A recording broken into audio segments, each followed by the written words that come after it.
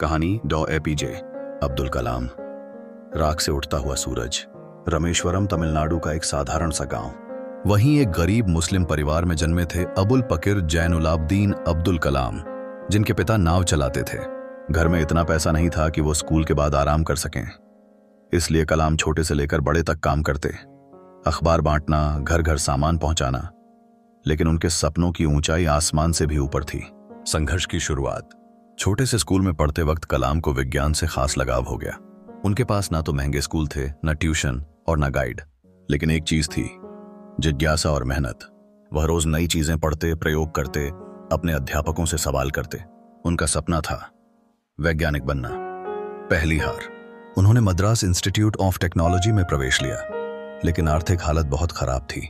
बहन ने अपने गहने गिरवी रखकर फीस भरी। जब उनका पहला प्रोजेक्ट असफल हुआ, एक प्रोफेसर ने उनसे सख्त लहजे में कहा, अगर तुम ये प्रोजेक्ट पूरा नहीं कर सकते तो तुम्हारा सपना यहीं खत्म समझो। कलाम ने अगले ही 3 दिन में असंभव को संभव कर दिखाया। वही प्रोफेसर एक दिन उनके काम पर खड़े होकर ताली बजा रहे थे। रॉकेटमैन ऑफ इंडिया, DRDO और ISRO में काम करते हुए कलाम ने भारत को पहला स्वदेशी सैटेलाइट लॉन्च व्हीकल SLVIT दिया। उन्होंने अग्नि और पृथ्वी जैसी मिसाइलों का विकास किया। भारत, जो कभी तकनीकी रूप से पश्चिमी देशों पर निर्भर था, आज आत्मनिर्भर हो चुका था। डॉ कलाम की वजह से दूसरी हार और सबसे बड़ी सफलता। कलाम एक बार पायलट बनना चाहते थे, लेकिन वायुसेना में असफल हो गए। टॉप 8 में 9वें स्थान पर आए। बिखर गए, टूट गए, लेकिन रुके नहीं। उन्होंने लिखा था, if you fail never give up, because fail means first attempt in learning.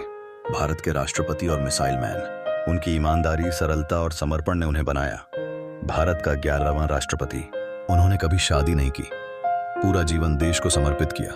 बच्चों के बीच उन्होंने हजारों भाषण दिए, प्रेरित किया और एक बात बार बार दोहराई, सपने वो नहीं होते जो हम सोते वक्त देखते हैं, सपने वो होते हैं जो हमें सोने नहीं देते। अंतिम क्षण तक प्रेरणा।